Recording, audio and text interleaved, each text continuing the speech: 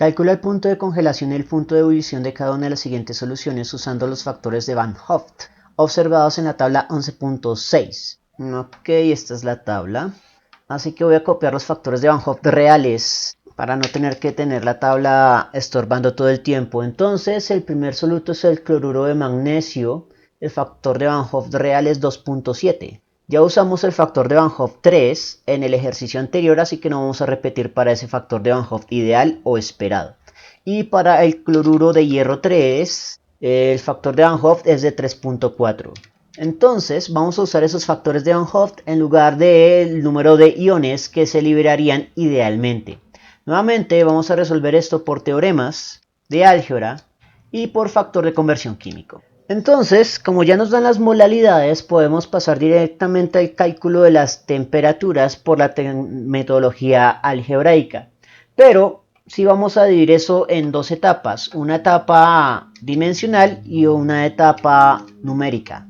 Para la etapa dimensional debemos tener en cuenta que la propiedad de aumento bulloscópico y la de disminución crioscópica tienen un análisis dimensional homólogo. Sin importar que la temperatura sea de ebullición o la temperatura sea de fusión, siempre vamos a tener una temperatura estándar, dada en grados Celsius. Luego sería más o menos, dependiendo de la fórmula, el factor de Van Hoft, que es el que acabamos de obtener de la tabla. Pero los factores de Van Hoft en la interpretación algebraica son adimensionales. Por ende, seguimos con las constantes, que aunque apuntan en direcciones opuestas, sus unidades son iguales, grado Celsius sobre molal, multiplicado por la concentración molal, que está dada en molales en los enunciados. Molal que multiplica y molal que divide se cancela. Grado Celsius una suma o una resta es factor común, y grado Celsius es unidad de temperatura, por lo tanto dimensionalmente tiene sentido y lo único que queda es operar la aritmética. Vamos a comenzar con la temperatura de fusión de la solución de el cloruro de magnesio. Entonces vamos a asumir que el solvente es agua porque no nos dan información del solvente, y si no hay información del solvente asumimos a priori que es agua. Por lo tanto, la temperatura de fusión estándar es 0.0 menos el factor de Van Hoft del cloruro de magnesio, que es 2.7, multiplicado por la constante de depresión crioscópica, que según la tabla es 1.86, multiplicado por la concentración molal, 0.050 molales. El resultado de eso da en grados Celsius y operamos la aritmética. Menos 2.7 por 1.86 por 0.05. El resultado es de menos 0.2511. Y redondeamos a a un decimal de confianza. Por lo tanto, sería menos 0.3 grados Celsius. Ahora hacemos el cálculo homólogo para la ebullición. Entonces sería 100.0 más 2.7 por la constante de aumento ebulloscópico, que según la tabla es 0.512, multiplicado por la molalidad. Y operamos la aritmética. 100 más 2.7 por 0.512 por 0.05.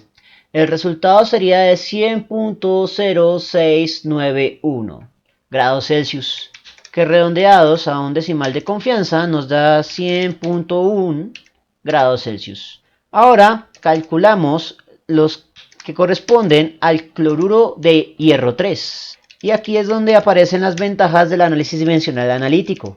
Ya hicimos el análisis dimensional, así que significa que solo procesar la aritmética de continuo.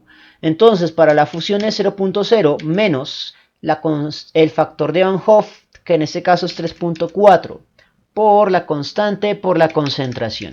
El resultado sería negativo dado en grados Celsius. Y operamos esa aritmética.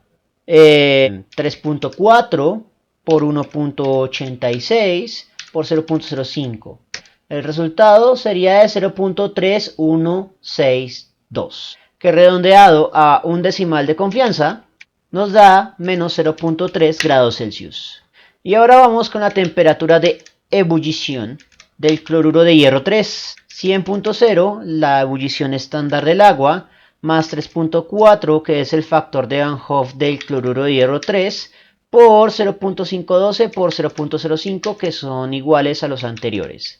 El resultado sería positivo dado en grados Celsius y operamos la aritmética, que sería 100 más 3.4 por 0.512 por 0.05. El resultado sería de 100.0870, que redondeados a un decimal de confianza nos da 100.1 grados Celsius. Ahora miremos cómo se resolvería esto utilizando factores de conversión. Por factores de conversión lo que debemos hacer es calcular los molales del soluto efectivo. Y aquí sí debemos discriminar claramente las sustancias, porque cuando convertamos a soluto efectivo se pierde la identidad de la sustancia, lo cual tiene sentido en el hecho de que las propiedades coligativas son ciegas con respecto a la identidad de la sustancia. Lo que en realidad importa es el número de entidades. Dicho esto, vamos a calcular primero para el cloruro de magnesio. Entonces lo que hacemos es tomar la molalidad de ese cloruro de magnesio, que sería 0.050 molales del cloruro de magnesio, y convertimos de molales moleculares a los molales del soluto efectivo. Es decir, que el que realmente afecta la propiedad coligativa. Al molal molecular le asignamos la unidad teórica y al del soluto efectivo el valor del factor de Van Hoft, que en este caso es 2.7. Molales moleculares se cancelan y el resultado quedaría en molales del soluto efectivo y operamos esa aritmética. 0.05 por 2.7. El resultado sería de 0.135. Y esto sí lo podemos multiplicar por las respectivas constantes. Comencemos con la constante de presión crioscópica, que es negativa, valor 1.86, que debe expresarse en unidades de grados Celsius de solución, sobre 1 molal del soluto efectivo, más 0.0, que es el punto de fusión estándar del agua. Los molales se cancelan, el resultado quedaría en grados Celsius de solución.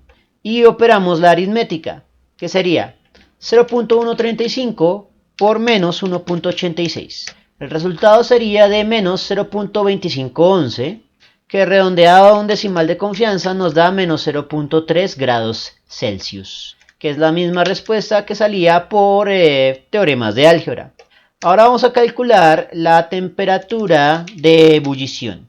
Volvemos a tomar los molales del soluto efectivo y a multiplicar por la constante, en este caso 0.512 positivo en unidades de grados Celsius de solución, sobre 1 molal del soluto efectivo.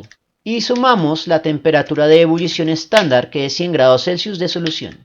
Los molales del soluto efectivo se cancelan, grados Celsius de solución es factor común, por lo tanto es la unidad en la respuesta. Y operamos la aritmética.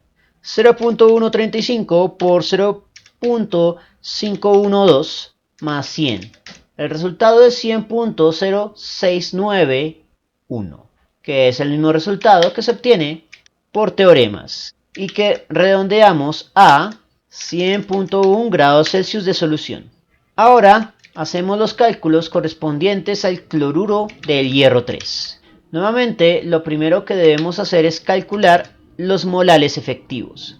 Entonces tendríamos 0.050 molales del cloruro de hierro 3. Y multiplicamos por el factor de Van Hoft, 3.4 molales del soluto efectivo, y dividimos entre 1 molal molecular. Los molales moleculares se cancelan y queda expresado en los molales del soluto efectivo. Y operamos la aritmética. 0.05 por 3.4. El resultado es de 0.170. Y este es el valor que vamos a usar para hacer los cálculos de temperaturas. Entonces, tomamos el valor calculado anteriormente y vamos con la del descenso crioscópico, que es negativa, 1.86 porque es agua expresada en grados Celsius de solución, sobre 1 molal del soluto efectivo, más 0.0 punto de fusión del agua. El resultado será negativo en grados Celsius de solución.